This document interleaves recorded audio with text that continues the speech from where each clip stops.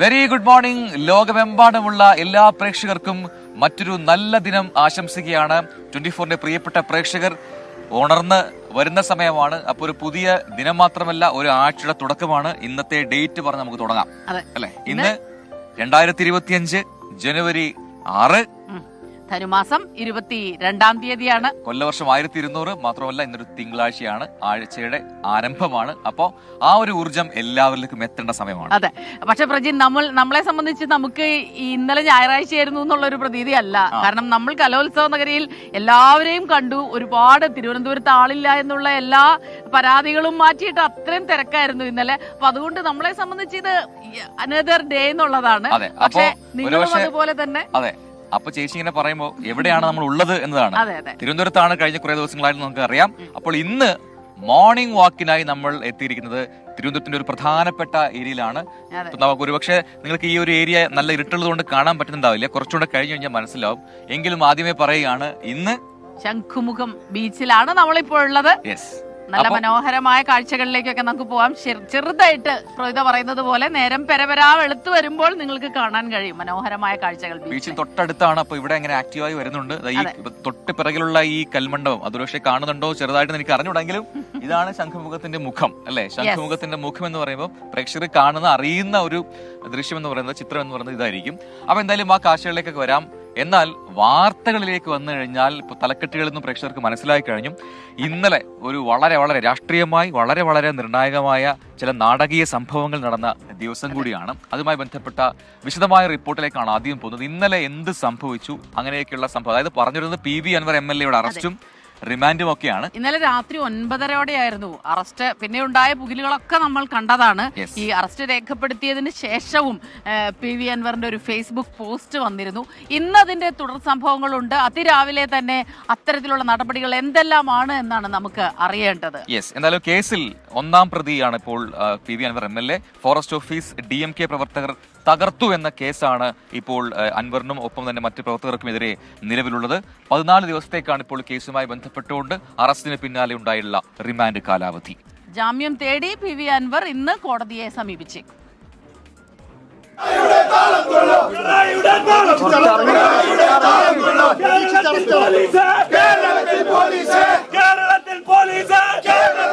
കാട്ടാന ആക്രമണത്തിൽ ആദിവാസി യുവാവ് മരിച്ചതിൽ DMK പ്രവർത്തകർ നിലമ്പൂർ ഫോറസ്റ്റ് ഓഫീസ് അടിച്ചു തകർത്ത സംഭവത്തിലാണ് പോലീസ് നടപടി. PV അൻവർ ഉൾപ്പെടെ 11 പേർക്കെതിരെയാണ് കേസ്. പൊതുമുതൽ നശിപ്പിക്കൽ, ഗൂഢാലോചന, കലാപത്തിന് ആഹ്വാനം ചെയ്യൽ എന്നീ കുറ്റങ്ങളാണ് ചുമത്തിയത്. പോലീസ് ഉദ്യോഗസ്ഥനെ മർദ്ദിച്ചതായും FIR-ൽ പരാമർശമുണ്ട്. രാത്രി 9:30 അൻവറിന്റെ ഒതായിയിലെ വീട്ടിലെത്തിയാണ് അറസ്റ്റ് രേഖപ്പെടുത്തിയത്. പിന്നാലെ നാടകീയ സംഭവങ്ങൾ.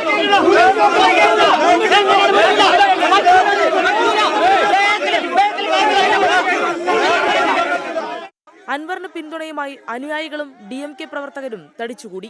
പോലീസ് വാഹനത്തിൽ കയറ്റുന്നതിനിടെ മുദ്രാവാക്യം വിളികളുമായി പ്രവർത്തകർ പ്രതിഷേധിച്ചു.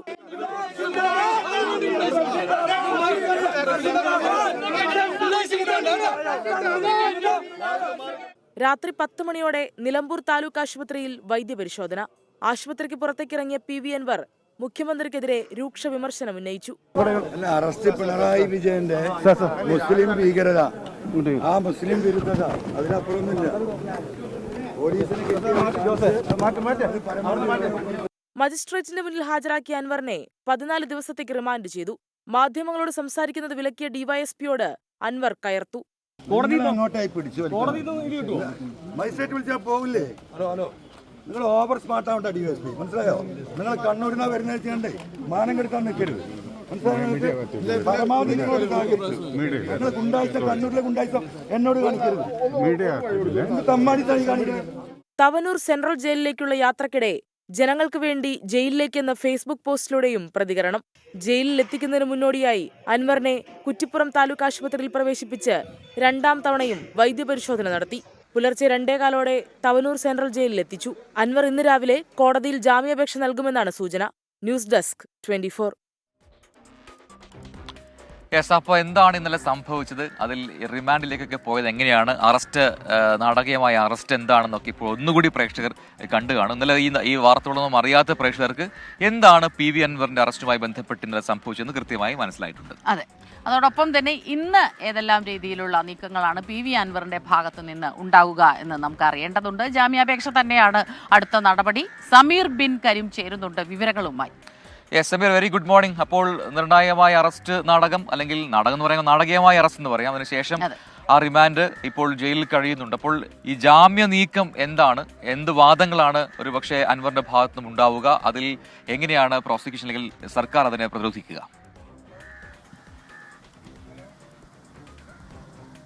Prajin, Smitha, good morning. ഇന്ന് രാവിലെ തന്നെ നിലമ്പൂർ കോടതിയിൽ ജാമ്യാപേക്ഷ നൽകുമെന്നതാണ് നമുക്ക് ലഭ്യമായിരിക്കുന്ന വിവരം. രാവിലോട് കൂടി തന്നെ അത് അൻവറുമായി ബന്ധപ്പെട്ട വൃത്തങ്ങൾ കോടതിയെ സമീപിക്കും. സ്വാഭാവികമായും പൊതുജനങ്ങളുടെ ആവശ്യങ്ങൾ മുൻനിർത്തിയായിരിക്കും അൻവർ പരാതി നൽകുക. പ്രധാനമായും ഈ കാട്ടാനാക്രമണത്തിൽ ആ ഒരു ജീവൻ നഷ്ടമായ സംഭവം, അതോടൊപ്പം തന്നെ ജനങ്ങൾക്ക് സുരക്ഷയില്ല എന്നുള്ള കാര്യങ്ങളൊക്കെ തന്നെ ചൂണ്ടിക്കാണിച്ചായിരിക്കും ഈ ജാമ്യാപേക്ഷയിൽ PV അൻവറിന്റെ വാദങ്ങൾ. അതോടൊപ്പം തന്നെ സർക്കാരാണെങ്കിൽ സ്വാഭാവികമായും ഈ അവധി ദിനമായ ദിവസം പോലും ഒരു ഓഫീസിനകത്ത് കയറുകയും അത് അടിച്ചു തറക്കുകയും ചെയ്തൊരു സാഹചര്യമുണ്ട്. അതോടൊപ്പം തന്നെ പൊതുമുതൽ നശിപ്പിച്ച് ഉൾപ്പെടെയുള്ള ചൂണ്ടിക്കാണിച്ചായിരിക്കും ഈ ജാമ്യ അപേക്ഷയെ എതിർക്കുക. സ്വാഭാവികമായും ജാമ്യം ലഭിക്കാനാണ് സാധ്യത എന്നുള്ളതാണ് നമുക്ക് നിലവിൽ മനസ്സിലാക്കാനായിട്ട് കഴിയുന്നത്. PV അൻവർ നിലവിലുള്ളത് തവനൂർ സെൻട്രൽ ജയിലിലാണ്. ഇന്നലെ രാത്രി ഏതാണ്ട് 2:15 കൂടിയാണ് PV അൻവറിനെ ഈ തവനൂർ സെൻട്രൽ ജയിലിലേക്ക് മാറ്റിയത്. നമ്മളൊക്കെ തന്നെ മഞ്ചേരി സബ് ജയിലിലേക്കായിരിക്കും കൊണ്ടുപോകാൻ പ്രതീക്ഷിച്ചിരുന്നെങ്കിലും തവനൂർ സെൻട്രൽ ജയിലിലോട്ട് കൊണ്ടുപോവുകയായിരുന്നു. ഏതായാലും PV അൻവറിന്റെ ജയിൽവാസം തവനൂർ സെൻട്രൽ ജയിലിൽ ആരംഭിച്ചിരിക്കുകയാണ്. ഇനി എത്ര മണിക്കൂറോളം ഈ ജയിൽവാസം ഉണ്ടാകുമെന്നുള്ളത് ഇന്നത്തെ ജാമ്യാപേക്ഷയെ അപേക്ഷിച്ചിരിക്കുമെന്നുള്ളതാണ് ശ്രദ്ധേയമായിട്ടുള്ള ഒരു കാര്യം. സ്വാഭാവികമായും PV അൻവറും ഒരു മണിക്കൂറുകളോ അല്ലെങ്കിൽ 1-2 ദിവസമോ ഒക്കെ തന്നെ ഒരു ജയിൽവാസം PV അൻവറും ആഗ്രഹിച്ചിരുന്നു. കാരണം സ്വാഭാവികമായും അത് രാഷ്ട്രീയമായി വലിയ നേട്ടമുണ്ടാക്കാൻ കഴിയുമെന്നുള്ളതാണ് PV അൻവറും കണക്ക് കൂട്ടുന്നത്. കാരണം ഈ ജയിലിൽ പ്രവേശിക്കുന്നതിന് മുൻപ് തന്നെ പലതവണ പിണറായി സർക്കാരിനെയും ഒപ്പം തന്നെ പോലീസിനെയും ഒക്കെ തന്നെ രൂക്ഷമായ ഭാഷയിൽ വിമർശിച്ചുകൊണ്ടായിരുന്നു PV അൻവറിന്റെ ജയിലിലേക്കുള്ള യാത്ര. അത് സ്വാഭാവികമായും ജയിലിൽ നിന്ന് ഇറങ്ങുന്ന സമയത്തും ഇത് നമുക്ക് പ്രതീക്ഷിക്കാം, കാണാം എന്നുള്ളതാണ് ശ്രദ്ധേയമായിട്ടുള്ള ഒരു കാര്യം. ഇന്നലെ ഏതാണ്ട് രാത്രി 9 മണിക്ക് ശേഷമാണ് പോലീസ് PV അൻവറിന്റെ വീട്ടിലേക്ക് എത്തുന്ന ഒരു സാഹചര്യം ഉണ്ടായത്. ഉടൻ തന്നെ PV അൻവറിന്റെ വീട് വലിയ പോലീസ് സന്നാഹത്തോടു കൂടി വളയുകയും വീടിന്റെ എല്ലാ ഗേറ്റിലും പോലീസ് നിലയുറപ്പിക്കുന്ന ഒരു സാഹചര്യം ഉണ്ടായി. അതിന് പിന്നാലെ ഏതാണ്ട് 1.5 മണിക്കൂറിന് ശേഷമാണ് PV അൻവറിനെ നിലമ്പൂർ DYSP നേതൃത്വത്തിലുള്ള സംഘം അറസ്റ്റ് ചെയ്യുകയും കൊണ്ടുപോകുകയും ചെയ്യുന്ന ഒരു സാഹചര്യം ഉണ്ടായത്. കാര്യമായ പ്രതിഷേധമൊന്നും തന്നെ DMK പ്രവർത്തകരുടെ ഭാഗത്തു നിന്നുണ്ടായില്ല. ആകെ ഉണ്ടായ ഒരു പ്രതിഷേധം എന്ന് പറയുന്നത് PV അൻവറിനെ പോലീസ് വാഹനത്തിന്റെ ഏറ്റവും പിൻഭാഗത്ത് കയറ്റാൻ ശ്രമിച്ചത് പ്രവർത്തകർ തടഞ്ഞു. അങ്ങനെ മധ്യഭാഗത്ത് കയറ്റിയാണ് PV അൻവറിനെ കൊണ്ടുപോയത്. ആദ്യം നിലമ്പൂർ ജില്ലാ ആശുപത്രിയിൽ എത്തിച്ച് വൈദ്യപരിശോധനയ്ക്ക് വിധേയമാക്കി നേരെ മജിസ്ട്രേറ്റിന് മുൻപാകെ ഹാജരാക്കി റിമാൻഡ് ചെയ്യുകയാണ് ഉണ്ടായത്. അതിന് പിന്നാലെ തവനൂർ സെൻട്രൽ ജയിലിലേക്കുള്ള യാത്രക്കിടയിൽ കുറ്റിപ്പുറം താലൂക്ക് ആശുപത്രിയിൽ പ്രവേശിപ്പിച്ച് വീണ്ടും വൈദ്യപരിശോധനയ്ക്ക് വിധേയമാക്കി അൻവറിനെ നേരെ ജയിലിലേക്ക് മാറ്റുകയാണുണ്ടായത്. ഏറ്റവും ഒടുവിൽ ജയിലിന് സമീപം വെച്ച് PV അൻവറിനെ മാധ്യമങ്ങളോട് സംസാരിക്കാൻ പോലീസ് അനുവദിച്ചില്ല എന്നുള്ളതും ശ്രദ്ധേയമായിട്ടുള്ള ഒരു കാര്യം തന്നെയാണ്. കഴിഞ്ഞ ദിവസമാണ് രാത്രിയിൽ ഈ ഉൾവനത്തിൽ വെച്ച് ആദിവാസി യുവാവ് എന്ന് പറയുന്ന മണിയെ കാട്ടാനാക്രമിച്ച് കൊലപ്പെടുത്തുന്ന ഒരു സാഹചര്യം ഉണ്ടായത്. പിന്നീട് 1.5 കിലോമീറ്ററോളം ഈ മണിയുടെ സഹോദരൻ മണിയുടെ ശരീരം വനത്തിലൂടെ ചുമന്നുകൊണ്ടാണ് വാഹനം എത്തുന്ന ഭാഗത്ത് വരെ എത്തിക്കാനായത് എന്നതാണ്. അതിന് പിന്നാലെ ആംബുലൻസിൽ കയറ്റി നിലമ്പൂർ ജില്ലാ ആശുപത്രിയിൽ എത്തിച്ചപ്പോഴേക്കും ജീവൻ പൊലിഞ്ഞിരുന്നു എന്നുള്ളതാണ് സങ്കടകരമായിട്ടുള്ള കാര്യം. ഏതായാലും അതിന് പിന്നാലെയാണ് PV അൻവറും DMKയും ഒക്കെ തന്നെ രാഷ്ട്രീയമായ പ്രതിഷേധവുമായി എത്തുകയും. മറ്റൊരു പ്രധാനപ്പെട്ട കാര്യം, അതായത് ഈ സംഭവങ്ങൾ ഇതാണ്, അൻവർ ഇപ്പോൾ റിമാൻഡിലാണ്, ഇതൊക്കെ ശരിയാണ്. അൻവറിന് പിന്തുണ ആര് നൽകുന്നു? കാരണം ഇതൊരു രാഷ്ട്രീയ വിഷയമായി മാറുമോ എന്നതാണ് ഏറ്റവും പ്രധാനപ്പെട്ട കാര്യം. നേരത്തെ നമുക്കറിയാം, ഈ ലോക്സഭാ തെരഞ്ഞെടുപ്പിന്റെ കാലത്ത് അതിന് തൊട്ടു മുമ്പ് പാർട്ടി പ്രഖ്യാപിക്കുന്നു, പിന്നീട് ആർക്ക് പിന്തുണ പ്രഖ്യാപിക്കണം എന്നതിൽ അൻവറിന് കൺഫ്യൂഷൻ വരുന്നു, പിന്നെ UDFന് പിന്തുണ പ്രഖ്യാപിക്കുന്നു. അങ്ങനെയൊക്കെയുള്ള രാഷ്ട്രീയ സംഭവങ്ങൾ, നാടകങ്ങളൊക്കെ നമ്മൾ കണ്ടതാണ്. ആ സമയത്ത് പല പ്രതികരണങ്ങളും വന്നു. പക്ഷെ ആരും പൂർണ്ണമായൊരു പിന്തുണ, അതായത് കോൺഗ്രസ് നേതാക്കളുടെ ഭാഗത്തുനിന്നോ മറ്റ് UDF നേതാക്കളുടെ ഭാഗത്തുനിന്നോ പൂർണ്ണമായി ആർക്ക് അൻവറിന് പിന്തുണ നൽകുന്നു പറഞ്ഞില്ല. പക്ഷേ ഈ ഒരു വിഷയം വരുമ്പോൾ അത് രാഷ്ട്രീയമായി എന്തൊക്കെ പ്രതികരണങ്ങളിലാക്കിയും ഉണ്ടാവുക എന്നത് ശ്രദ്ധേയമാണ്. അത്തരത്തിൽ എന്തെങ്കിലും ചർച്ചകൾ UDFിലോ LDFിനകത്തോ ഒക്കെ നടക്കുന്നതായുള്ള വിവരങ്ങളുണ്ടോ? പ്രജിൻ, നിലവിൽ യൂത്ത് ലീഗും അതോടൊപ്പം തന്നെ കോൺഗ്രസും ഒക്കെ തന്നെ PV അൻവറിനെ പിന്തുണച്ചുകൊണ്ട് രംഗത്ത് വരുന്ന ഒരു സാഹചര്യം ഉണ്ടായിട്ടുണ്ട്. കഴിഞ്ഞ ദിവസം രമേശ് ചെന്നിത്തല പറഞ്ഞത് അൻവറുമായി ബന്ധപ്പെട്ട് നമുക്ക് വിയോജിപ്പുണ്ടെങ്കിലും ഈ ഒരു അറസ്റ്റും ഒരു MLA ഇങ്ങനെയൊക്കെ അറസ്റ്റ് ചെയ്യാമോ എന്നുള്ളതായിരുന്നു രമേശ് ചെന്നിത്തല ചോദിച്ചത്. സമാനമായ രീതിയിൽ തന്നെയാണ് യൂത്ത് ലീഗിന്റെ പിന്തുണയും PV അൻവറിന് ലഭിച്ച ഒരു സാഹചര്യമുള്ളത്. ഏതായാലും ഈ PV അൻവറിന്റെ നീക്കങ്ങളെല്ലാം തന്നെ വളരെ കൃത്യമാണ്. കാരണം PV അൻവർ പോലീസ് അറസ്റ്റ് ചെയ്യുന്ന സമയത്ത് പോലീസിനെ ഒരു തരത്തിലും കുറ്റപ്പെടുത്തില്ല, മറിച്ച് പോലീസ് അവരുടെ കാര്യങ്ങൾ നടപ്പാക്കുക മാത്രമാണ് ചെയ്തത്. പിണറായിയാണ് ഇതിനെല്ലാത്തിനും പിന്നിൽ. പോലീസിന്റെ ഭീകരതയാണ്, അതോടൊപ്പം തന്നെ ഭരണകൂട ഭീകരതയാണ്, മുസ്ലിം ആയതിനാൽ തന്നെ അറസ്റ്റ് ചെയ്യുന്നു. അങ്ങനെ PV അൻവർ താൻ എന്താണോ പറയാൻ ആഗ്രഹിക്കുന്ന രാഷ്ട്രീയം അത് PV അൻവർ ആ സമയത്ത് വളരെ കൃത്യമായി തന്നെ പറഞ്ഞിട്ടുണ്ട്. പോലീസിനെ കുറ്റപ്പെടുത്താതെ അല്ലെങ്കിൽ പോലീസ് ഉദ്യോഗസ്ഥരെ കുറ്റപ്പെടുത്താതെ LDFനെയും ഒപ്പം തന്നെ PV അൻവറിന്റെ രാഷ്ട്രീയം വളരെ കൃത്യമായി തന്നെ പല ഘട്ടങ്ങളിലായി ഇന്നലെ തന്നെ പറഞ്ഞിട്ടുണ്ട്. അതുകൊണ്ട് തന്നെ PV അൻവർ ഇനി ഉയർത്തുന്ന രാഷ്ട്രീയം എന്തായിരിക്കും എന്നുള്ള കാര്യം 100% വ്യക്തമാണ്. അതോടൊപ്പം തന്നെ UDFും ഇനി എന്ത് നിലപാട് സ്വീകരിക്കുമെന്നുള്ളതാണ് കണ്ടറിയേണ്ടത്. പ്രത്യേകിച്ച് VD സതീശൻ ഇതുവരെ വിഷയത്തിൽ പ്രതികരിച്ചിട്ടില്ല. സമീർ ബിൻ കരിമാണ് വിവരങ്ങൾ നൽകിക്കൊണ്ടിരിക്കുന്നത്. ഇന്നലെ തന്നെ നമ്മൾ കണ്ടതാണ് ഈ അറസ്റ്റ് രേഖപ്പെടുത്തിയ രീതിയെയൊക്കെ വിമർശിച്ചുകൊണ്ട് കോൺഗ്രസ് നേതാക്കളായ രമേശ് ചെന്നിത്തലയും K സുധാകരനും ഒക്കെ രംഗത്ത് വന്നിരുന്നു. അപ്പോൾ ആ രീതിയിൽ അതിനൊരു വലിയ രാഷ്ട്രീയ മാനമുണ്ട്. ഇന്ന് ഈ പ്രഭാതത്തിൽ നമ്മൾ വീണ്ടും കൂടുതൽ പ്രതികരണങ്ങളൊക്കെ പ്രതീക്ഷിക്കുന്നുണ്ട്. നേരം പുലർന്നു വരുന്നേ ഉള്ളൂ. അതുകൊണ്ട് തന്നെ ചൂടുപിടിച്ച ഒരു ദിവസമാണ്, ചൂടേറിയ വാർത്തകളുടെ ദിവസമാണ് ഇന്നെന്നുള്ള കാര്യത്തിൽ ഒരു സംശയമില്ല. തീർച്ചയായിട്ടും. അതിൽ മറ്റൊരു പ്രത്യേകത വെച്ചാൽ കുറെ നാളുകൾക്ക് ശേഷം വീണ്ടും PV അൻവർ നമ്മുടെ പ്രധാനപ്പെട്ട വാർത്തകളിൽ ഇടം പിടിക്കുന്നു. മാത്രമല്ല അൻവറിനെ ചുറ്റിപ്പറ്റി ചില പ്രതികരണങ്ങളൊക്കെ വരുമെന്ന് പ്രതീക്ഷിക്കുന്ന നേരം കൂടിയാണ്. അങ്ങനെ എപ്പോഴും ഒരു ന്യൂസ് മാനായി PV അൻവർ മാറുന്നുണ്ട്, വിവാദങ്ങളിലൂടെ ആണെങ്കിൽ പോലും. അത് ശരിയാണ്. മാധ്യമങ്ങൾക്ക് എപ്പോഴും അല്ലെ, PV അൻവറിന് പുറകിൽ എപ്പോഴും മാധ്യമങ്ങളുണ്ട്. കാരണം എപ്പോഴും ഇങ്ങനെ പൊതു ഇടങ്ങളിലൊക്കെ വെച്ച് അദ്ദേഹം നടത്തുന്ന ചില പ്രസ്താവനകളൊക്കെ തന്നെ പിന്നീട് വലിയ ചർച്ചയാകുന്നത് നമ്മൾ കാണാറുണ്ട്. അതുകൊണ്ട് തന്നെ ഒന്നും നമ്മളും വിടാറില്ല അല്ലെ. അപ്പൊ നമുക്ക് അടുത്ത വാർത്തയിലേക്ക് പോകാൻ സമയമായിട്ടുണ്ട്. നമ്മൾ പ്രിയപ്പെട്ട പ്രേക്ഷകരൊക്കെ കമന്റ് ബോക്സിൽ എത്തിയിട്ടുണ്ടാകുമെന്ന് കരുതും. കമന്റ് ബോക്സിലേക്ക് പോയിട്ടേ ഇല്ല, പോകും. ഇപ്പോൾ സമയം 6 മണി കഴിഞ്ഞ് 14 മിനിറ്റ് ആവുന്നു. 6:14 ആകുമ്പോൾ നമുക്ക് അടുത്ത ഒരു പ്രധാനപ്പെട്ട വാർത്ത കൂടി പ്രേക്ഷകരുമായി പങ്കുവെക്കാം. കണ്ണൂർ ADM ആയിരുന്ന K നവീൻ ബാബുവിന്റെ മരണത്തിൽ CBI അന്വേഷണം ആവശ്യപ്പെട്ട് ഭാര്യ മഞ്ജുഷ നൽകിയ ഹർജിയിൽ ഹൈക്കോടതി ഇന്ന് വിധി പറയും. ജസ്റ്റിസ് കൗസർ എടപ്പകത്തിന്റെ ബെഞ്ചാണ് വിധി പറയുക. നവീൻ ബാബുവിന്റേത് കൊലപാതകമാണ് എന്നതടക്കം സംശയിക്കുന്നതിനാൽ CBI അന്വേഷണം അനിവാര്യമാണ് എന്നാണ് ഹർജിയിലെ പ്രധാനപ്പെട്ട ആവശ്യം. എന്നാൽ പ്രത്യേക സംഘത്തിന്റെ അന്വേഷണം ശരിയായ രീതിയിലാണെന്നും അതിനാൽ CBI അന്വേഷണം ആവശ്യമില്ല എന്നുമാണ് സർക്കാരിന്റെ നിലപാട്. ഹർജിയിൽ ആരോപണങ്ങൾ മാത്രമാണ് ഉയർത്തുന്നതെന്നും വസ്തുതകളൊന്നും തന്നെ ഹാജരാക്കിയിട്ടില്ല എന്നും സംസ്ഥാന സർക്കാർ വാദിച്ചിരുന്നു. കോടതി നിർദ്ദേശിച്ചാൽ അന്വേഷണം ഏറ്റെടുക്കാൻ തയ്യാറാണ് എന്ന നിലപാട് CBI അറിയിച്ചിട്ടുമുണ്ട്. ഈ വിഷയവും ഈ സംഭവവും നമ്മുടെ സമൂഹ മനസാക്ഷി ഞെട്ടിച്ചതാണ്. മാത്രമല്ല ഏറെ നാൾ കേരളം ചർച്ചയാക്കിയതുമാണ്. ഇപ്പോഴും അത് നമ്മുടെ മനസ്സിൽ തന്നെ ഉണ്ട്. അപ്പോൾ ആ വിവാദത്തിൽ ഒരു പ്രധാനപ്പെട്ട സംഭവം ഇന്ന് കോടതിയിൽ നിന്നുണ്ടാകുമെന്ന് പ്രതീക്ഷിക്കുന്നു. CBI വരുമോ ഈ കേസ് അന്വേഷിക്കാൻ എന്നുള്ളതാണ്. കേരളത്തിൽ ആരും തന്നെ ഈ വിഷയം മറക്കാനിടയില്ല. കാരണം അത്രത്തോളം നമ്മൾ ചർച്ച ചെയ്തതാണ്, അത്രത്തോളം വേദനിപ്പിക്കുന്ന ഒരു വാർത്തയായിരുന്നു. അപ്പൊ എങ്കിൽ പോലും അതിന്റെ നാൾ വഴികളിലേക്ക് ഒന്ന് പോകണം അല്ലേ. അതെ, കേരള മനസാക്ഷിയെ പിടിച്ചുകുലുക്കിയ സംഭവമായിരുന്നു എന്തായാലും ADM K നവീൻ ബാബുവിന്റെ മരണം. കണ്ണൂർ മുൻ ജില്ലാ പഞ്ചായത്ത് പ്രസിഡന്റ് PP ദിവ്യ നടത്തിയ വിവാദ പ്രസംഗത്തിന് പിന്നാലെയാണ് ഈ സംഭവങ്ങളിലെല്ലാം തുടക്കം അല്ലേ. ADMനെ തൂങ്ങി മരിച്ച നിലയിൽ അദ്ദേഹം താമസിക്കുന്ന മുറിക്കകത്ത് കണ്ടെത്തുകയായിരുന്നു. അതിന് പിന്നാലെയാണ് ഈ വിവാദങ്ങളും ഒക്കെ ഉണ്ടായത്. അതിലേക്ക് ചെങ്ങളായിലെ ഒരു പെട്രോൾ പമ്പിന്റെ NOCയുമായിട്ട് ബന്ധപ്പെട്ടതാണ്. ഏതായാലും കഴിഞ്ഞ ദിവസം ഇദ്ദേഹം പോകുന്നത് കൊണ്ട് അദ്ദേഹത്തിന് NOC കിട്ടിയെന്ന് പറഞ്ഞു.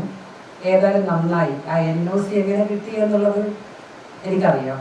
ആ NOC കൊടുത്തതിന് അദ്ദേഹത്തോട് പ്രത്യേക നന്ദി പറയാനാണ് ഞാനിത്ര കഷ്ടപ്പെട്ട് ഈ സമയത്ത് നമ്മുടെ പരിപാടി പങ്കെടുക്കുന്നത്. 2024 ഒക്ടോബർ 14 കളക്ട്രേറ്റിൽ നടന്ന ADM നവീൻ ബാബുവിന്റെ യാത്രയയപ്പ് യോഗത്തിൽ ക്ഷണിക്കാതെ എത്തിയ കണ്ണൂർ മുൻ ജില്ലാ പഞ്ചായത്ത് അധ്യക്ഷ PP ദിവ്യ നടത്തിയ വിവാദ പ്രസംഗത്തിന് പിന്നാലെ ഒക്ടോബർ 15 രാവിലെ നവീൻ ബാബുവിനെ മരിച്ച നിലയിൽ കണ്ടെത്തുകയായിരുന്നു. നവീൻ ബാബുവിന്റെ സഹോദരൻ പ്രവീൺ ബാബുവിന്റെ പരാതിയിൽ PP ദിവ്യക്കെതിരെ ആത്മഹത്യാ പ്രേരണ കുറ്റം ചുമത്തി ജാമ്യമില്ലാ വകുപ്പ് പ്രകാരം കേസെടുത്തു. മുൻകൂർ ജാമ്യാപേക്ഷ തള്ളിയതിനെ തുടർന്ന് ദിവ്യയെ പോലീസ് അറസ്റ്റ് ചെയ്തു. നിലവിൽ PP ദിവ്യ ജാമ്യത്തിലാണ്. ദിവ്യയുടെ രാഷ്ട്രീയ സ്വാധീനമടക്കം ചൂണ്ടിക്കാട്ടി പോലീസ് ശരിയായ അന്വേഷണം നടത്തുന്നില്ലെന്നും CBI അന്വേഷണം വേണമെന്നും ആവശ്യപ്പെട്ടാണ് ഭാര്യ മഞ്ജുഷ ഹൈക്കോടതിയിൽ ഹർജി നൽകിയത്. തൂങ്ങി മരിച്ച നിലയിൽ കണ്ടെത്തിയ നവീൻ ബാബുവിന്റെ അടിവസ്ത്രത്തിലെ രക്തക്കറ പോലീസ് അവഗണിച്ചതും ഇൻക്വസ്റ്റ് തിടുക്കത്തിൽ നടത്തിയതും ഹർജിക്കാരി ചൂണ്ടിക്കാട്ടിയിരുന്നു. ആരോപണത്തിനപ്പുറം തെളിവുകൾ ഹാജരാക്കാൻ ഹർജിക്കാരിക്കായില്ലെന്നായിരുന്നു സർക്കാർ വാദം. Research desk 24. യെസ്, അപ്പോൾ അതൊക്കെയാണ്. അതുകൊണ്ട് തന്നെയാണ് അത് പ്രധാനപ്പെട്ട കേസായി മാറുന്നതും. ഇപ്പോഴും എന്താണ് യഥാർത്ഥത്തിൽ നവീൻ ബാബുവിന് സംഭവിച്ചെന്നറിയാൻ ഈ പറയുന്നതുപോലെ ADMന്റെ കുടുംബത്തിന് മാത്രമല്ല കേരളത്തിൽ പൊതുസമൂഹത്തിനൊക്കെ അറിയണം എന്താണ് ആത്മഹത്യയിലേക്ക് നയിക്കാനിടയുണ്ടായ സംഭവങ്ങൾ. അത് ഈ പ്രസംഗം മാത്രമാണോ, അല്ല അതിന് പിന്നിൽ മറ്റെന്തെങ്കിലും ദുരൂഹതകളുണ്ടോ, ഇതൊക്കെ ചോദിക്കുന്നുണ്ട്. അതുകൊണ്ട് തന്നെ നവീൻ ബാബുവിന്റെ കുടുംബം നൽകിയ ഹർജിയിലുള്ള ഇന്നത്തെ ഹൈക്കോടതിയുടെ വിധി അതെന്താകും എന്നറിയാൻ നമുക്ക് എല്ലാവർക്കും CBI ഈ കേസിൽ വരുമോ എന്നത് പ്രധാനപ്പെട്ട ചോദ്യമാണ്. അതിന് ഉത്തരം ഇന്ന് കോടതിയിൽ നിന്ന് ഉണ്ടാകും എന്നാണ് പ്രതീക്ഷ. അതെ, ഇനി നമുക്ക് മറ്റ് വാർത്തകളിലേക്ക് പോകണം. അതുപോലെ ശംഖുമുഖം കടപ്പുറത്താണ് നമ്മളുള്ളത്. നേരം വെളുത്തു വരുന്നുണ്ട്. ഒരുപാട് കാഴ്ചകൾ ഇവിടുത്തെ നമുക്ക് പ്രേക്ഷകരിലേക്ക് എത്തിക്കാനുണ്ട്. എല്ലാവർക്കും ഒരുപക്ഷെ പരിചിതമായിരിക്കും, പക്ഷെ കുറേ പേരെങ്കിലും പലപ്പോഴും ഇപ്പോൾ വടക്ക് ഭാഗത്തുള്ള വടക്കൻ ജില്ലകളിലുള്ളവർക്കൊക്കെ ചിലപ്പോൾ തിരുവനന്തപുരത്ത് വന്നിട്ടില്ലാത്തവരുണ്ടാവും, അല്ലെങ്കിൽ ശംഖുമുഖം കടപ്പുറത്ത് വന്നിട്ടില്ലാത്തവരുണ്ടാവും. അവർക്കൊക്കെ ആയിട്ട് നമ്മൾ ഒരുപാട് നല്ല കാഴ്ചകൾ കാത്തുവച്ചിട്ടുണ്ട്. വാർത്തകൾ ഇങ്ങനെ വന്നുകൊണ്ടിരിക്കുകയാണ്. കലോത്സവ നഗരിയിലേക്ക് പോകാതെ വയ്യ. നമ്മുടെ കമന്റ് ബോക്സിൽ ഒരുപാട് മെസ്സേജുകളും എത്തിയിട്ടുണ്ട്. എല്ലാവരും ഗുഡ് മോർണിംഗ് പറഞ്ഞു തുടങ്ങിയിട്ടുണ്ട്. Good morning. നമ്മുടെ പ്രധാനപ്പെട്ട എല്ലാവരും ഉണ്ട്. ബിബിൻ അമരവിള ഉണ്ട്. പ്രജിൻ ശുഭദിനം, എനിക്കൊരു ഹായ് തരാമെന്ന് പറഞ്ഞു. ഒരു ഹായ് ആകണ്ട, കുറേ ഹായ്. അങ്ങനെ ഒരുപാട് പ്രേക്ഷകർ ഗുഡ് മോർണിംഗ് പറയുന്നു. സഹോദരൻ അമ്പിളി, ശ്രുതി അലക്സ് ഉണ്ട്, ബോബൻ MC ഉണ്ട്, സീന മുഹമ്മദ് ഉണ്ട്, സ്മിത പ്രജി. നാളെ ഞങ്ങളുടെ കൃഷ്ണചാമുണ്ഡി ക്ഷേത്രത്തിൽ ഉത്സവമാണ്, ആശംസകൾ പറയണേ എന്ന് പറയുന്നു സീന മുഹമ്മദ്. അങ്ങനെ ഒരുപാട് കമന്റുകൾ. മുനീർ ഇലാഹി, ഒപ്പം അമ്പിളി, മുഹമ്മദ് മിഥിലാജ്, അങ്ങനെ ഒരുപാട് പേർ നമുക്ക് കമന്റുകൾ അറിയിക്കുന്നുണ്ട്. ഒപ്പം തന്നെ ശുഭദിനം നേരുന്നുമുണ്ട്. വലിയ സന്തോഷമുണ്ട്. അതിരാവിലെ തന്നെ ഇങ്ങനെ നമ്മളെ കാണുന്നു, നമ്മളെ കേൾക്കുന്നു, ഒപ്പം നമ്മളോട് ആശംസകൾ അറിയിക്കുന്നു, നമ്മളുമായി സംവദിക്കുന്നു. വലിയ സന്തോഷമാണ്. അപ്പോൾ നമുക്ക് നേരത്തെ ചേച്ചി പറഞ്ഞു നിർത്തിയത് അതാണ്. നമ്മൾ പ്രധാനമായും നമ്മുടെ 24ന്റെ ടീം സുസജ്ജമായി എത്തിയത് ഇവിടെ നിന്നും കലോത്സവ വാർത്തകൾ, 63ാമത് സ്കൂൾ കലോത്സവ വാർത്തകൾ പ്രേക്ഷകരിലേക്ക് എത്തിക്കാൻ തന്നെയാണ്. വിപുലമായ സജ്ജീകരണങ്ങളുണ്ട് എന്ന് ഇതിനോടകം പ്രേക്ഷകർ മനസ്സിലായി കാണും. അപ്പോൾ ഒരു അപ്ഡേറ്റ് കൊടുക്കണ്ടേ നമുക്ക്? അതെ. അപ്പോൾ നേരെ നമ്മൾ കണ്ടത് ഇഞ്ചോടിഞ്ച് പോരാട്ടം, ഒരു സംശയമില്ല അല്ലേ? ഞാൻ ഒന്നുകൂടെ കോളർ ഇങ്ങനെ ഉയർത്തേണ്ടി വരും. നോക്കാം. യെസ്.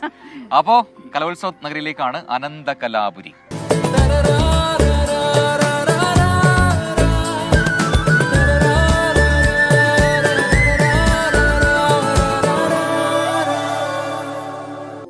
അപ്പോ മോർണിംഗ് വാക്കിനായി പ്രേക്ഷകർക്ക് അറിയുന്നത് പോലെ, അല്ലെങ്കിൽ വൈകി വന്ന പ്രേക്ഷകർക്ക് ഒരിക്കൽ കൂടി പറയുന്നു, നമ്മൾ ശംഖുമുഖം ബീച്ചിലാണ്. അപ്പൊ ഇവിടേക്ക് ഇങ്ങനെ വെളിച്ചം മെല്ലെ പരപരായ അല്ലെങ്കിൽ കൂടി മെല്ലെ വരുന്നുണ്ട്. അതൊരു പാട്ടുണ്ടല്ലോ അല്ലെ, മെല്ലെ മുഖപടമാണത്.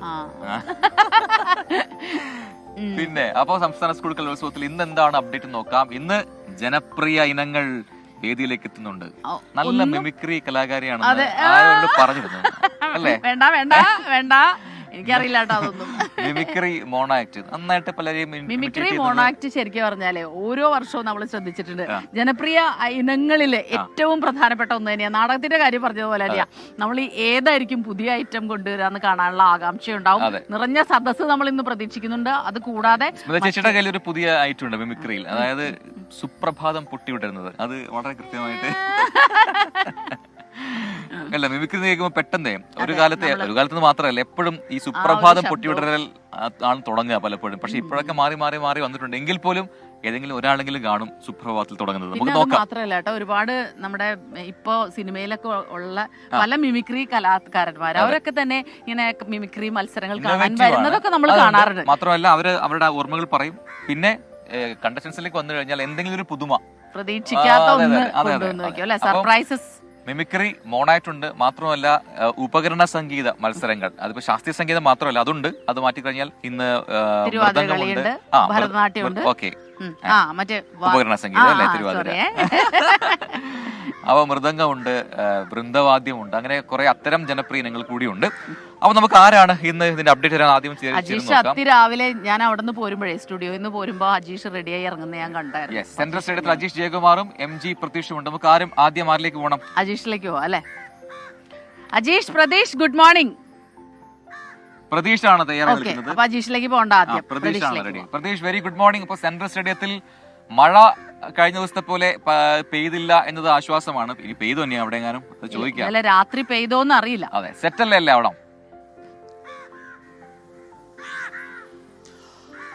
Good morning Prajin and Smitha. ഇവിടെ എല്ലാം സെറ്റാണ്. കാരണം നേരത്തെ സൂചിപ്പിച്ചതുപോലെ തന്നെ ജനപ്രിയ കലാരൂപങ്ങൾ ഇന്ന് കലോത്സവ വേദിയിലേക്ക് എത്തുകയാണ്. അതോടുകൂടി തന്നെ ഈ ആവേശം ഇരട്ടിയാകുമെന്ന കാര്യത്തിൽ ഒരു സംശയവുമില്ല. കാരണം ഈ കഴിഞ്ഞ ദിവസമാണ് നമ്മൾ കലോത്സവത്തിൻ്റെ ഒരു ഓളം കണ്ടത്. കാരണം ഇന്നലെ വൈകിട്ടോടുകൂടി തന്നെ ഈ കലോത്സവത്തിൻ്റെ പ്രധാന വേദിയായ നിളയിലൊക്കെ തന്നെ ഒരു ആസ്വാദകരുടെയും ഒരു പ്രേക്ഷകരുടെയും ഒക്കെ തന്നെ വലിയ പ്രവാഹമായിരുന്നു കലോത്സവ വേദിയിൽ ഉണ്ടായിരുന്നത്. ആദ്യഘട്ടത്തിൽ ഈ ആളുകളുടെ ഒരു വരവ് കുറവുണ്ടായിരുന്നെങ്കിൽ കൂടിയും പിന്നീട് അങ്ങോട്ട് കലോത്സവ വേദിയിൽ കൂടുതൽ ആളുകൾ എത്തിത്തുടങ്ങി. അതുകൊണ്ട് തന്നെ ആ ഒരു കലോത്സവത്തിന് ഒരു പഴയ ആവേശം ഇന്നലെയോടുകൂടി തന്നെ വന്നിട്ടുണ്ട്. ഇന്ന് ജനപ്രിയ കലാരൂപങ്ങൾ വരുന്നുണ്ട്, ജനപ്രിയ മത്സര ഇനങ്ങൾ വരുന്നുണ്ട്. മിമിക്രി അടക്കം ഉള്ള മത്സരങ്ങളാണ് പ്രധാനമായും ഇന്ന് കലോത്സവ വേദിയിൽ എത്തുന്നത്. മാത്രമല്ല ഈ സ്വർണ്ണക്കപ്പിന് വേണ്ടി, ആവേശത്തിനൊപ്പം തന്നെ സ്വർണ്ണക്കപ്പിന് വേണ്ടിയിട്ടുള്ള ഇഞ്ചോടിഞ്ച് പോരാട്ടമാണ് ഇപ്പോൾ കലോത്സവ വേദിയിൽ നടക്കുന്നത്. തൃശ്ശൂരും കോഴിക്കോടും കണ്ണൂരും അടക്കം ഇത്തരത്തിലൊരു ഇഞ്ചോടിഞ്ച് പോരാട്ടത്തിലേക്ക് നടക്കുന്നു. പകുതിയോളം മത്സരങ്ങൾ പൂർത്തിയാകുമ്പോൾ ഇഞ്ചോടിഞ്ച് പോരാട്ടമാണ് 3 ജില്ലകൾ തമ്മിലുള്ളത്. നമ്മളോടൊപ്പം അജീഷ് ജയകുമാറുണ്ട്. അജീഷ് ജയകുമാർ ഇതുമായി ബന്ധപ്പെട്ട് ഈ പോയിന്റ് നില അടക്കം പറയും. ഈ മത്സരത്തിൻ്റെ ഒരു ആവേശം, ഒരു 3-ാം ദിനം എത്തുമ്പോൾ മത്സരത്തിൻ്റെ ഒരു ആവേശം ഇങ്ങനെ കൊട്ടിക്കയറുകയാണ്. അതിനൊപ്പം തന്നെ വലിയ പോരാട്ടം, മത്സരമൊക്കെ തന്നെ ജില്ലകൾ തമ്മിൽ നടക്കുന്നു, സ്കൂളുകൾ തമ്മിൽ നടക്കുന്നു. എങ്ങനെയാണ് ഈ ഒരു പോയിന്റ് നില? പ്രതീക്ഷ ഇപ്പം 118 മത്സരങ്ങളാണ് ഇപ്പോൾ കംപ്ലീറ്റ് ആയത്. 2 ദിവസമായിട്ടുള്ളൂ. ഇനി 131 മത്സരങ്ങൾ ബാക്കിയുണ്ട്. ആ ഒരു മത്സരങ്ങൾ ബാക്കി നിൽക്കുമ്പോൾ കണ്ണൂർ തന്നെയാണ് ടോപ്പിൽ നിൽക്കുന്നത്. ആദ്യ ദിവസം മുതൽ തന്നെ കണ്ണൂർ മുന്നിൽ നിൽക്കുകയാണ്. ആ മുന്നേറ്റം തുടർന്നുകൊണ്ടേയിരിക്കുന്നത്. 449 പോയിന്റാണ് കണ്ണൂരിനുള്ളത്. തൊട്ടു പിന്നാലെ തന്നെ 1 പോയിന്റ് വ്യത്യാസത്തിൽ തൃശ്ശൂരുണ്ട്, 448 പോയിന്റ്. കോഴിക്കോട് അതിൻ്റെ പിന്നാലെ ഉണ്ട്, 446 പോയിന്റ്. അതായത് ഒരു മത്സരം ഫലം മതി ആര് മുന്നിലെത്തും, ആര് സ്വർണ്ണക്കപ്പ് നേടുമെന്നുള്ളത്. അങ്ങനെ ഇഞ്ചോടിഞ്ച് പോരാട്ടമാണ് നടക്കുന്നത്. ഇനി മത്സരങ്ങൾ ബാക്കിയുണ്ട്. 3 ദിവസം ഇനി ബാക്കി കിടക്കണം. ഏറ്റവും അവസാന ദിവസം വരെ സ്വർണ്ണക്കപ്പിനായിട്ടുള്ള പോരാട്ടം തുടരും. തലസ്ഥാനത്താണ് ഈ മത്സരം നടക്കുന്നത്. നമ്മുടെ തിരുവനന്തപുരത്തിന്റെ ഒരു നില എന്താണ്? തിരുവനന്തപുരം നിലവിൽ 9-ാം സ്ഥാനത്താണ്. കാരണം പക്ഷേ 9-ാം സ്ഥാനത്തെന്ന് പറഞ്ഞാൽ 419 പോയിന്റാണ്. കാരണം ഈ ഗ്രേഡ് സിസ്റ്റം ആയതുകൊണ്ട് തന്നെ എല്ലാ ജില്ലകൾക്കും ഈ ഒരു കട്ടയ്ക്ക് മത്സരം നടക്കുന്നുണ്ട്. ഏറ്റവും പിന്നിൽ കിടക്കുന്ന ഇടുക്കി ജില്ലയ്ക്ക് പോലും 346 പോയിന്റുണ്ട്. പക്ഷേ ഇത് അതുകൊണ്ട് തന്നെ ആദ്യം കിടക്കുന്ന ഒരു 4-5 ടീമുകൾ ഇത് ചിലപ്പോൾ അവസാനം ഇന്നും നാളെയും മറ്റന്നാളും കൊണ്ട് നടക്കുന്ന മത്സരങ്ങൾ കൊണ്ട് ചിലപ്പോൾ മുകളിലേക്ക് കയറി വന്നേക്കാം. എന്തായാലും പ്രധാന മത്സരങ്ങൾ, മിമിക്രി, നാടകം ഉൾപ്പെടെയുള്ള മത്സരങ്ങൾ നടക്കുന്നുണ്ട്. പോയിന്റ് നിലയെ വളരെ സ്വാധീനിക്കുന്ന മത്സരങ്ങളാണ് പലതും. അതുകൊണ്ട് തന്നെ രാവിലെ തന്നെ ഈ ഒരു പോയിന്റ് നിലയിൽ വലിയ പോരാട്ടം നമുക്ക് കാണാൻ കഴിയും. രാവിലെ തന്നെ എന്തായാലും ഈ പ്രധാനപ്പെട്ട മത്സരങ്ങൾ മിമിക്രി, മോണോ ആക്ട്, അതേപോലെ തന്നെ മൈം പോലുള്ള മത്സരങ്ങൾ നടക്കുന്നുണ്ട്. ഇത് ജനപ്രിയ മത്സരങ്ങൾ തന്നെയാണ്. പക്ഷേ കഴിഞ്ഞ ദിവസം രാവിലെ ഇവിടെ കുറച്ച് ആളുകൾ കുറവായിരുന്നു. പ്രത്യേകിച്ച് 1-ാം വേദിയിൽ തന്നെ വൈകിട്ടോടെയാണ് ആളുകൾ കൂടുതലേക്ക് ഒഴുകി എത്തിത്തുടങ്ങി. പക്ഷെ നാടകത്തിന് അങ്ങനെയല്ലായിരുന്നു. നാടകത്തിന് രാവിലെ മുതൽ തന്നെ വലിയ തിരക്ക് തന്നെയായിരുന്നു. ചിലർക്കൊക്കെ സീറ്റ് കിട്ടാൻ പറ്റാതെ, ടാഗോർ തിയേറ്ററിലാണ് ഈ മത്സരം നടക്കുന്നത്. സീറ്റ് കിട്ടാതെ ഇവരെല്ലാം പുറത്ത് കാത്തു നിന്ന് ചിലരൊക്കെ നിന്നൊക്കെയാണ് നാടകം കണ്ടു തീർത്തത്. അങ്ങനത്തെ ഒരു അവസ്ഥ ഉണ്ടായിരുന്നു. എന്തായാലും ഇന്ന് ഈ ജനപ്രിയ മത്സരങ്ങളിലെങ്കിലും ഈ ജനപങ്കാളിത്തം നമ്മൾ പ്രതീക്ഷിക്കുന്നുണ്ട്. സ്മിത, പ്രജിൻ, എന്തായാലും ഈ ആദ്യ ദിവസങ്ങളിൽ ഉണ്ടായിരുന്ന ആളൊഴിഞ്ഞ കസേരകളൊന്നും തന്നെ നിലവിൽ കലോത്സവ വേദികളില്ല. കാരണം വലിയ ആരവം, വലിയ ആവേശം കലോത്സവ വേദികളിലുണ്ട്. നേരത്തെ അജീഷ് സൂചിപ്പിച്ചതുപോലെ തന്നെ സ്വർണ്ണക്കപ്പിനായുള്ള പോരാട്ടം അത്രത്തോളം ആവേശത്തോടു കൂടി നടക്കുന്നു. പ്രേക്ഷകരുടെ പങ്കാളിത്തം കലോത്സവ വേദികളിൽ എത്തുന്നുണ്ട്. ഒപ്പം ഇന്ന് മുഖ്യമന്ത്രി പിണറായി വിജയൻ ഈ കലോത്സവത്തിന്റെ കലവറ സന്ദർശിക്കുന്നുണ്ട്. ഉച്ചയോടുകൂടി തന്നെ ഈ മുഖ്യമന്ത്രി പിണറായി വിജയൻ കലോത്സവ കലവറകളിൽ എത്തും. എന്തായാലും വലിയ ആവേശം കലോത്സവ വേദിയിലുണ്ട്. മാത്രമല്ല എടുത്തു പറയേണ്ട ഒരു കാര്യം, കൃത്യമായൊരു സമയക്രമം ഈ കലോത്സവത്തിൽ പാലിക്കാൻ കഴിയുന്നുണ്ട് എന്നതാണ്. കാരണം മുൻ വർഷങ്ങളിലൊക്കെ തന്നെ കലോത്സവത്തിന്റെ മത്സരങ്ങൾ പൂർത്തിയാകാൻ ഒരുപാട് വൈകുന്ന അർദ്ധരാത്രിയോളം മത്സരങ്ങൾ തുടരുന്ന സാഹചര്യമുണ്ടായിരുന്നു. പക്ഷേ ആ ഒരു സമയക്രമങ്ങളൊക്കെ തന്നെ കൃത്യമായി പാലിക്കാൻ കഴിയുന്നുണ്ട്. പരാതികൾ പരമാവധി കുറച്ചുകൊണ്ട് ഈ കലോത്സവം മുന്നോട്ട് കൊണ്ടുപോകാനും സർക്കാരിനും വിദ്യാഭ്യാസ വകുപ്പിനും കഴിയുന്നുണ്ട്. സ്മിത, പ്രജിൻ. യെസ്, അതാണ് പ്രതീഷും അജീഷും നൽകിയ അപ്ഡേറ്റുകൾ. അപ്പോൾ മനസ്സിലായല്ലോ അല്ലേ, കണ്ണൂർ മുന്നിൽ തന്നെയാണ് എന്ന കാര്യം അറിയിക്കുകയാണ്. 131 ഇനങ്ങൾ മാത്രമാണ് ഇനി പൂർത്തിയാകാൻ ബാക്കിയുള്ളത്. പ്രജിൻ, പക്ഷെ ഒരു കാര്യം ഞാൻ പറയാം, കലോത്സവത്തിന്റെ കാര്യത്തിൽ ഒന്നും പറയാൻ പറ്റില്ല. അവസാന നിമിഷം വരെ മുന്നിലായിരുന്ന ആളിനെ 1-2 പോയിന്റിന് അല്ല ടീമിനെ അല്ലെങ്കിൽ ജില്ലയെ ആരാന്നറിയോ? ആരാ? കണ്ണൂർ ജില്ലയാണ്.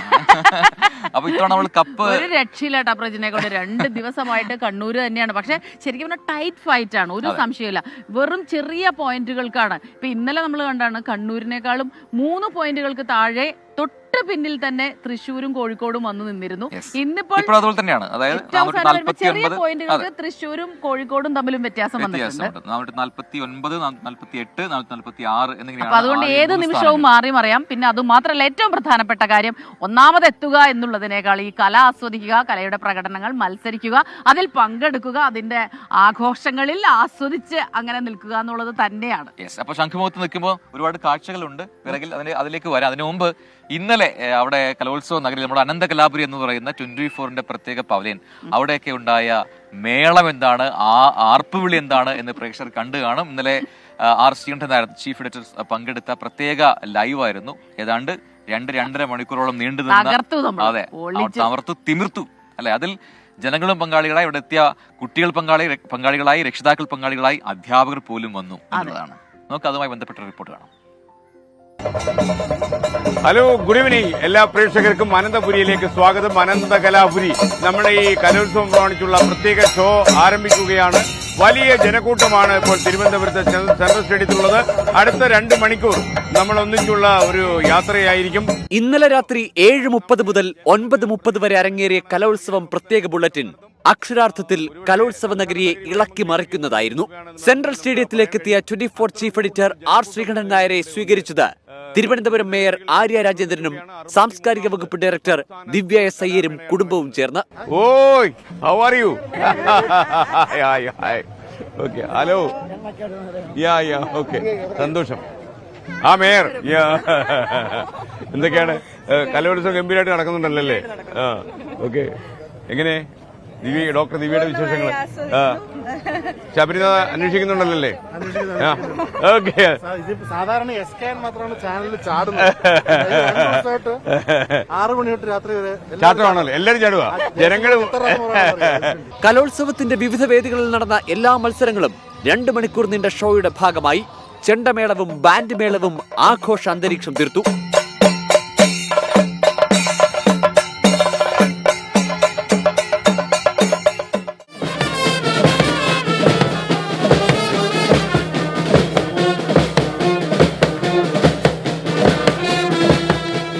കഥകളിയും നാടോടി നൃത്തവും സംഘഗാനവും ദഫ്മുട്ടും അങ്ങനെ എല്ലാം 24 സ്ക്രീനിലെത്തി.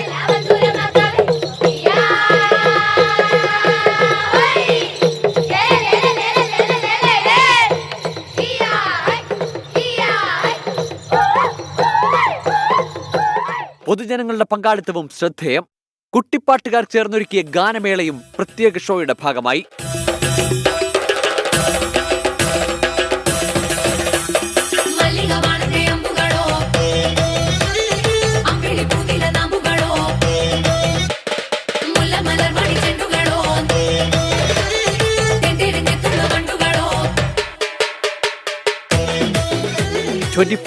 തിരുവനന്തപുരം.